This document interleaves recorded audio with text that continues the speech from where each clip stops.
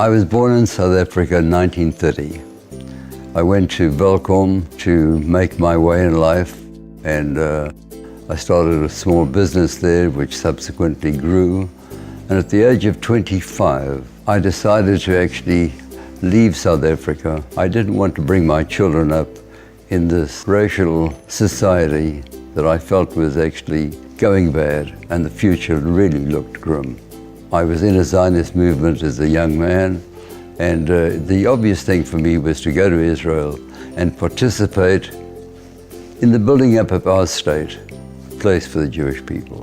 In 1956, Morris fulfilled his dream of moving to Israel with his wife Jackie and his two sons, David and Benji. I settled on a small moshav, 2.5 acres of oranges, some chickens, and I felt I had enough to retire on, providing I lived modestly.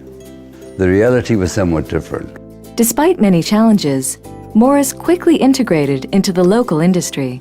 In cooperation with Kibbutz Tzor'ah, Morris founded a bicycle factory in Beit Shemesh to provide employment for the city's new immigrants. I felt that I had to do more than just pick oranges and raise chickens. Among many projects in the agricultural sector, Morris founded the Bakar Hahula Ranch, the largest cattle ranch in the Middle East, providing employment for over 1,600 people in the region. For me, this is not enough. I'm an adventurous person. During a holiday, diving near Eilat, his youngest son Benji dove too deep. Morris plunged in after him. This inspired him to initiate a complex engineering feat, the construction of the world's first underwater observatory in Eilat.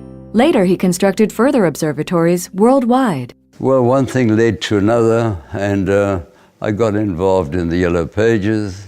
And from the Yellow Pages, we developed into billing for telephone companies. In 1980, the Yellow Pages developed an advanced software system, which was the basis for the establishment of Amdocs, a global leader in its field that spearheaded the Israeli high-tech industry. We put money in it, we became partners, and we expanded that partnership a great deal. I mean, this started out as a pretty low-budget deal. It got pretty big over time. It got real big over time. I actually developed a relationship with the people that we were working with, and we developed a partnership. Morris taught us how to be a partner. Before that, we were the Bell system. We had this attitude, if we wanted to do something, we could do it. We had all the money we need. We had the people, it was our way or the highway. I mean, it took a lot of time and a lot of different change in mentality at AT&T. I don't think anybody but Morris and Schmal could have done that.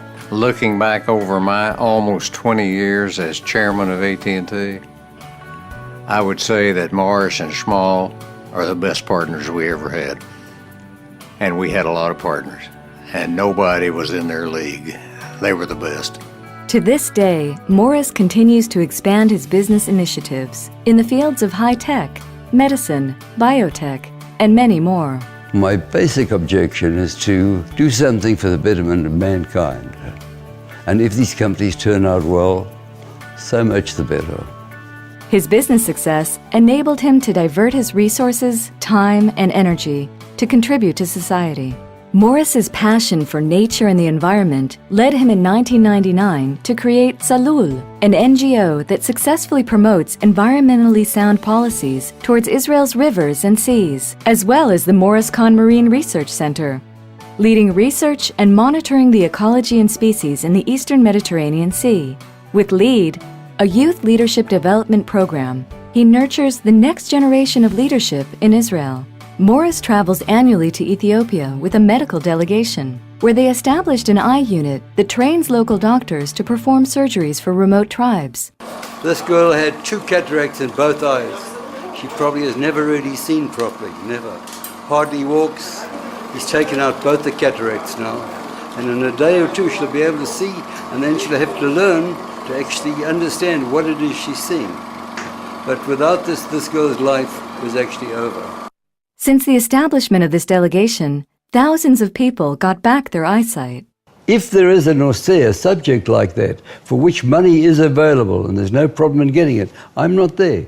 I go where it's difficult to find money for these particular projects. Morris, when he gives or he invests, he truly does it from a place where he wants to do it and he doesn't want anything for it. He doesn't want a thank you. He doesn't want people to know about it. By giving and doing and touching people's lives, you get a tremendous amount of satisfaction and in some way make your life worthwhile. Through the Israeli NGO Save a Child's Heart, Morris supports life-saving heart surgeries for children in a variety of developing countries. When I walk through the wards here and I see the kids, I get a lump in my throat.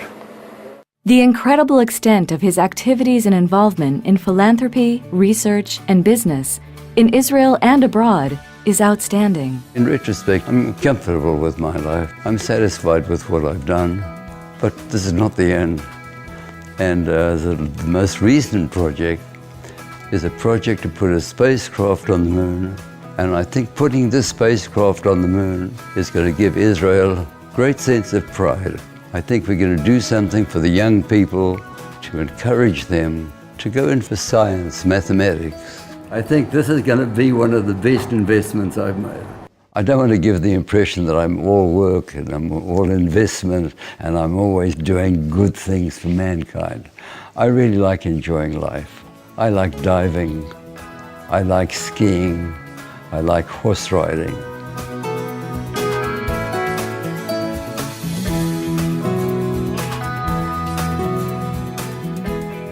What do you plan for the future?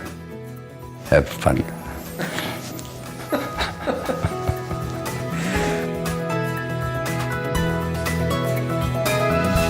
The America-Israel Friendship League is proud to present its 2018 Partners for Democracy Award to Mr. Morris Kahn.